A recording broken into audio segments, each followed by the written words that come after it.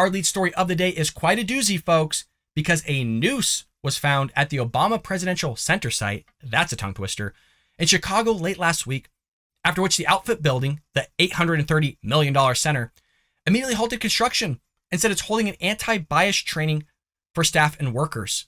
So this has the Democrat Party, the progressive left, flailing their arms, shouting racist, racism, hate crime, all these things, regardless of the fact that the Chicago Police Department is still conducting their investigation and zero details have been released. It's not going to stop them from doing all that.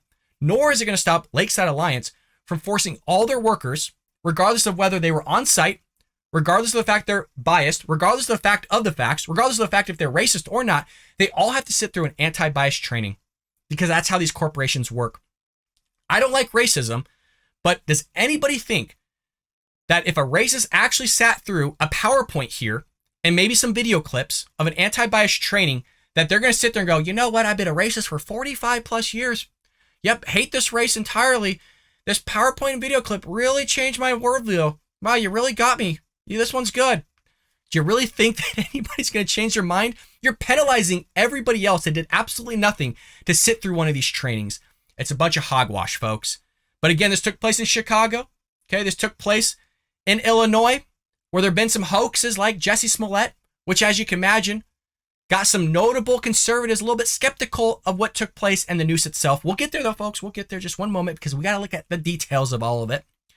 Lakeside Alliance, which is in charge of the center's construction, announced the discovery of the noose.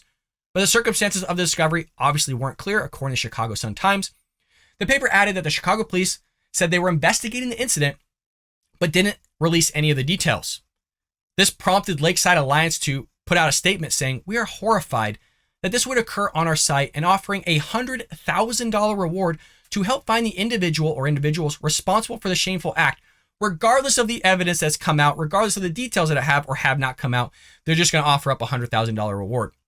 As you could imagine, this has prompted Democrats like the Illinois governor to come out and pounce on this whole racism thing by saying the noose is more than a symbol of racism. It is a heart-stopping reminder of the violence and terror inflicted on Black Americans for centuries. I condemn this act of hate in the strongest possible terms, and the state of Illinois will make all needed resources available to help catch the perpetrators. Maybe there were no perpetrators. Maybe it was just a rope that was there to supply construction workers with some help. Who knows? Again, the details have not come out, but they're going to just hop on this racism train, this hate crime train, which they did again under Jussie Smollett. As you can imagine, Democrat Chicago Mayor Lori Lightfoot just had to step into the mix a little bit and add, the discovery is disturbing, and added that racism and racist symbols have no place in Chicago, and those inflicting it will be held responsible for this repulsive act. You don't even know if anybody was involved in it, lady, but you're going to step and add your 2 cents in, which nobody asked for. So we should just back up just one moment, because a number of prominent conservatives aren't so sure the noose is legit. Matt Walsh of the Daily Wire sarcastically tweeted that it's definitely a hate crime. I can't imagine any other reason why a rope would be on a construction site. Also, this is Chicago. It's not a place known for hate crime or hoaxes at all.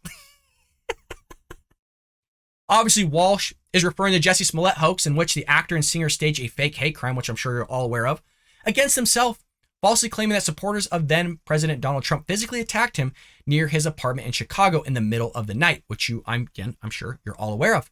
But once police finished their investigation, they found the Jussie Smollett story was a hoax, and he was found guilty of 5 of 6 counts of felony disorderly conduct.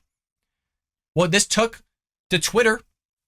You had Towns Hall Scott Moorfield saying, I'll take hate crime hoaxes for $3,500, Alex, quoting Jeopardy. Another person said, I'm guessing this is hashtag fake news. This comes from Dinesh D'Souza. And a Fox News contributor said, sure. Adding to this, the Obama administration, specifically the Obama Foundation rather, had some words for the noose discovery as well. The Sun-Times reported that it called the incident shameless and that the act of cowardice and hate is designed to get attention and divide us. Our priority is protecting the health and safety of our workforce. While the Obama Foundation said the operations and construction of the site, the Obama Presidential Center, will be entirely funded by private donations, the former commander-in-chief appeared to offer a different spin on who's behind it all during last year's groundbreaking. Quote, it feels natural for Michelle and me to want to get back to Chicago and the South Side in particular. Then why don't you live there, man? Why'd you move to this wealthy place? Why don't you live just right in the mix of all of Chicago where all the crime is going on? We all know why. We'll always be grateful for that. And the Obama Presidential Center is a way for us repaying some of what this amazing city has given us. And we're also building the center because we believe it can speak to the struggles of our time. Struggles, you're building an $830 million center, man. A little bit of waste of money, I would imagine. But as you can recall, this is kind of possibly that same old story once again. So apart from the Jussie Smollett scandal, the Blaze Media specifically, has reported time and time again about numerous other hoaxes in recent years. Here are apparent misunderstandings, shall we say, that involve some supposed nooses, rather. So in October 2021, a Connecticut school district superintendent railed against a noose found in school restroom as a breach of the district's values, but it turns out a student attempting self-harm credited it. Also in 2021, triggered onlookers demanded that a noose be taken down at a Central Connecticut State University construction site, even though it was a steel cable loop attached to a crane. You also have in 2020, NASCAR driver Bubba Wallace went ballistic over what he maintained was a noose in the Talladega Super Speedway garage, except the FBI concluded that it was a door pull rope fashioned like a noose, and it had been in the garage since October. And if you even saw the picture, I mean, the thing was tiny. Ain't nobody getting hung from that thing, okay? Also in 2020, the New York governor, Andrew Cuomo, said he was disgusted by the recent discovery of a noose, the hatred and evil icon of our nation's racist past in Harlem's Marcus Garvey Park. But the NYPD's Hate Crimes Task Force soon said it was left over from a construction scaffold that was removed in the fall. The rope was used to hoist construction materials. It just goes on and on and on, folks. But again, this is what Democrats do. They pounce on this stuff, similar to what Barack Obama did, similar to what Eric Holder's done, similar to what Mayor Lori Lightfoot is doing, similar to what Joe Biden's done, Karine Jean-Pierre, Jen Psaki, all this stuff. They just pounce on this rather than just waiting for all the evidence. If it is a hate crime, that is extremely bad.